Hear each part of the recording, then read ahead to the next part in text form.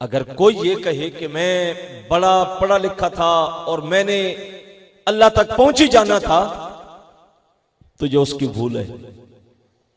मैं कहता हूं वो जमाना जिसमें हुजूर तशरीफ लाए थे वो तो था ही हालतों का दौर था। हुजूर ने आके कायनात को रोशनी दी ना। आप उस दौर को छोड़ें, आज के दौर में आ जाए। ये तरक्की याफ्ता दौर, ये साइंस के उरूज का जमाना। लेकिन आप इंडिया का बॉर्डर पार कर जाएं, आपको आज भी पीएचडी डॉक्टर ऐसा मिलेगा जो गाय के पेशाब को तबर्रक समझ रहा है।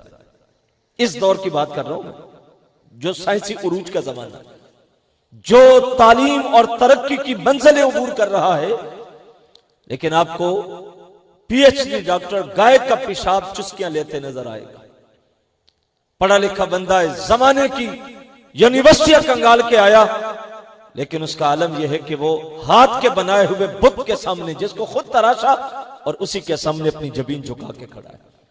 उसकी अकल, खिरद, शऊर उसको नहीं बताता कि इसको तो तूने खुद तराश तराश के बनाया है, ये तेरा माबूद कैसे बन गया। लेकिन वहां जबीनें झुक रही हैं। इसकी डबल आवाज जरा कम कर दें थोड़ी सी। वो वहां झुक रहे हैं, जिसको खुद तराशा उसके सामने झुक रहे हैं। लेकिन आप बॉर्डर पार करके फिर वापस आए तो आपको 7 साल का बच्चा मिलेगा गली में, गुजरते हुए कपड़ों पे पेशाब का छींटा पड़ गया। उसने फौरन कपड़ा पकड़ा और दौड़ लगाई टूटी के नीचे कि इसको जल्दी जल्दी धो लूं। भाई क्या हुआ? कहा गुजर रहा था तो एक नाली से छींटा पड़ गया, तो मैंने कहा इसको जल्दी साफ कर लूं। मैं सोच में पड़ा कि एक तरफ पीएचडी डॉक्टर है, जमाने की यूनिवर्सिटियां कंगाल के आया और गाय के पेशाब को तबर्रक समझ रहा है, और एक तरफ 7 साल का बच्चा है जो पेशाब का छींटा भी कपड़ों पे गवारा नहीं करता।